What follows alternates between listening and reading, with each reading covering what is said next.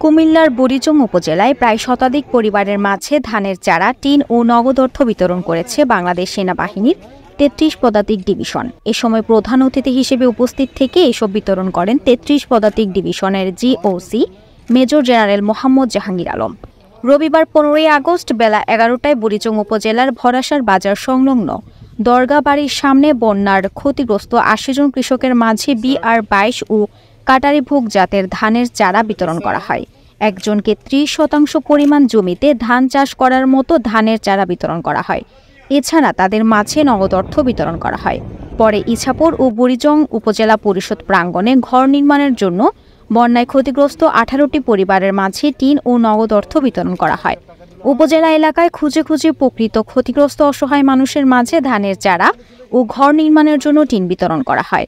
বাংলাদেশ সেনাবাহিনী থেকে ধানের চারা, টিন, নগদ অর্থ পেয়ে সন্তুষ্টি প্রকাশ করেছে বন্যায় ক্ষতিগ্রস্ত অসহায় মানুষেরা। তারা জানান, বুড়িয়ার যে গুমতি নদীর বেড়িবাঁধ ভাঙায় যে আমাদের কৃষকের যে ক্ষয়ক্ষতি হয়েছে, মনে করেন আমার ব্যক্তিগতভাবে আমার 2 কানির মতন হয়েছে, আমি এক কানির ক্ষেত্রে হইতে পারবো। আর এইভাবে অনেক অনেক কৃষকের আমাদের গ্রামের শতকরা 70% লোকের কৃষিকাজে জড়িত, সবারই ক্ষয়ক্ষতি হয়েছে। সবাই এখানে দেখেন মাঠ কিছু আইনা গার্জে রোপণ করছে, আরো অনেক খালি।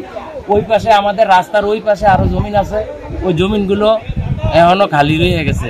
সব রোপণ করছিল, এখন আবার এগুলা এই পানিয়ে ক্ষয়ক্ষতি হয়েছে।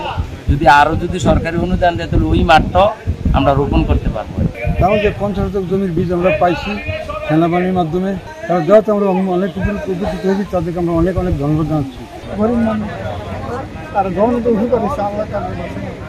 আল্লাহ আল্লাহ আপনারা সাহায্য করবে, আপনারা যে আমরা বানবাসীরা সাহায্য করলেন, আল্লাহ আপনারা সাহায্য করবে।